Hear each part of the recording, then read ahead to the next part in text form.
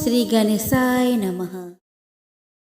राधे राधे दोस्तों द्वापर युग से लेकर कलयुग में आज तक कृष्ण से पहले राधा का नाम लिया जाता है और अनंत काल तक लिया जाता रहेगा। मान्यता है कि श्री कृष्ण जन्माष्टमी के बाद राधा अष्टमी की पूजा व्रत करने से वैवाहिक जीवन सुखमय होता है और मनोकामना की पूर्ति होती है। कहा जाता है कि यदि आपको श्री कृष्ण जन्माष्टमी की पूजा का फल चाहिए तो राधा अष्टमी की पूजा व्रत भी जरूर करें। तो चलिए दोस्तों, इस वीडियो में हम आपको बताएंगे राधा अष्टमी 2023 की तिथि, शुभ मुहूर्त और इसके महत्व के बारे में। तो दोस्तों, पंचांग के अनुसार राधा अष्टमी भाद्रपद महीने के शुक्ल पक्ष की अष्टमी तिथि और कृष्ण जन्माष्टमी के 15 दिन बाद मनाई जाती है। इस साल राधा अष्टमी का पर्व शनिवार 23 सितंबर 2023 को मनाया जाएगा। भाद्रपद शुक्ल पक्ष की अष्टमी तिथि 22 सितंबर दोपहर 1:35 से शुरू हो जाएगी और अगले दिन 23 सितंबर को दोपहर 12:17 पर इसका समापन होगा। पूजा के लिए 23 सितंबर को सुबह 11:01 से दोपहर 1:26 तक का समय शुभ रहेगा। दोस्तों, हर वर्ष भाद्रपद माह के शुक्ल पक्ष की अष्टमी तिथि को राधा अष्टमी मनाई जाती है। इस प्रकार साल 2023 में 23 सितंबर को राधा अष्टमी है। इस दिन राधा रानी का जन्म उत्सव मनाया जाता है। इसके लिए राधा रानी की नगरी बरसाने में उत्सव जैसा माहौल रहता है। इस विशेष और शुभ दिन पर राधा रानी और भगवान श्री कृष्ण की पूजा अर्चना की जाती है। साथ ही मनोकामना पूर्ति हेतु व्रत उपवास भी रखा जाता है। धार्मिक मान्यता है कि राधा रानी की पूजा उपासना करने से साधक के सकल मनोरथ सिद्ध हो जाते हैं। साथ ही आय, आयु और सौभाग्य में अपार वृद्धि होती है। धर्म ग्रंथों में निहित है कि राधा रानी की पूजा अर्चना बिना भगवान श्री कृष्ण के भक्ति अधूरी है।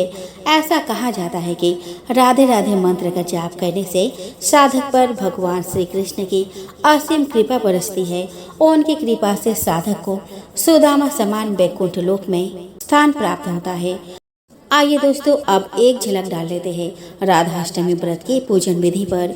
तो दोस्तों, भाद्रपद मास के शुक्ल पक्ष की अष्टमी तिथि को ब्रह्म बेला में उठे और राधा रानी को प्रणाम कर दिन की शुरुआत करें। दैनिक कार्य को करने के पश्चात गंगा जल युक्त पानी से स्नान ध्यान करें। इस समय हथेली पर जल रखकर आचमन करें। हथेली पर रखे जल को 3 बार ग्रहण करें।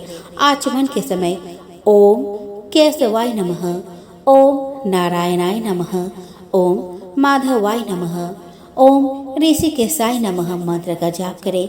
अब अंगूठे से मुंह पोंछ लें। इसके बाद ओम गोविंदाय नमः मंत्र बोलकर हाथ धो ले। अब नवीन वस्त्र धारण कर सूर्य देव को जल का अर्घ्य दे। तत्पश्चात पूजा गृह में चौकी पर वस्त्र बिछाकर राधा कृष्ण जी की प्रतिमा स्थापित करे। अब पंचोपचार कर राधा रानी और भगवान श्री कृष्ण की पूजा करे। इस समय राधा चालीसा का पाठ करें। अंत में राधा रानी की आरती कर सुख समृद्धि और वंश वृद्धि की कामना करें। आप मनोवांछित वर हेतु भी कामना कर सकते हैं। दिन भर उपवास रखें। संध्या काल में आरती अर्चन कर फलहार करें। अगले दिन पूजा पाठ कर व्रत खोलें। आइए दोस्तों, अब हम राधा अष्टमी की व्रत कथा का श्रवण करें। दोस्तों, राधा माता गोलोक में श्री कृष्ण के साथ रहती थी। एक दफा कृष्ण भगवान को गोलोक में राधा रानी कहीं नजर नहीं आई। कुछ देर बाद कन्हैया अपने सखी विराजा के साथ घूमने चले गए।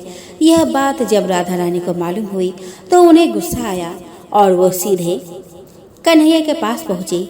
वहां पहुंचकर उन्होंने श्री कृष्ण को काफी भला बुरा कहा। राधा रानी का यह रवैया भगवान श्री कृष्ण के प्यारे मित्र श्री दामा को बिल्कुल अच्छा नहीं लगा। श्री दामा ने उसी वक्त बिना कुछ सोच समझे राधा रानी को पृथ्वी पर जन्म लेने का श्राप दे दिया।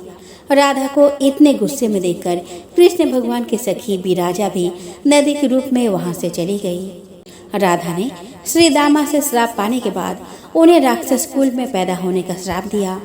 राधा जी के द्वारा दिए गए श्राप के वजह से ही श्री दामा का जन्म शंखचूड़ दानव के रूप में हुआ।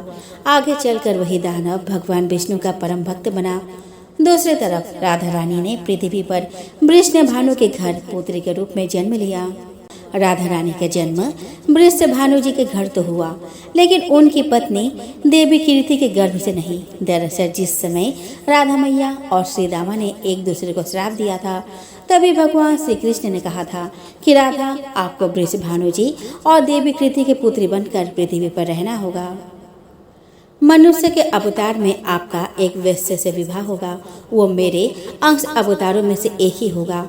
इस तरह आप पृथ्वी पर भी मेरे ही बन के रहेंगे, परंतु हम दोनों को बिछड़ने का दुख सहना होगा। इसके बाद कृष्ण भगवान ने राधा जी को मनुष्य योनि के रूप में जन्म लेने की तैयारी करने के लिए कहा।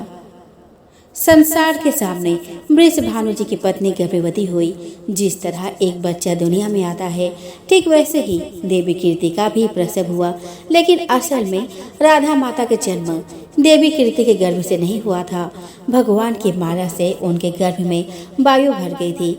देवी कीर्ति ने उसे वायु को जन्म दिया। इस दौरान उन्हें प्रसव पीड़ा भी हो रही थी और वहाँ राधा माता के रूप में एक प्यारी सी कन्या ने जन्म लिया। भाद्र मास के शुक्ल पक्ष की अष्टमी के दिन राधा मैया का धरती पर जन्म हुआ था। तभी से हर साल इसी दिन को राधा अष्टमी के रूप में मनाया जाता है।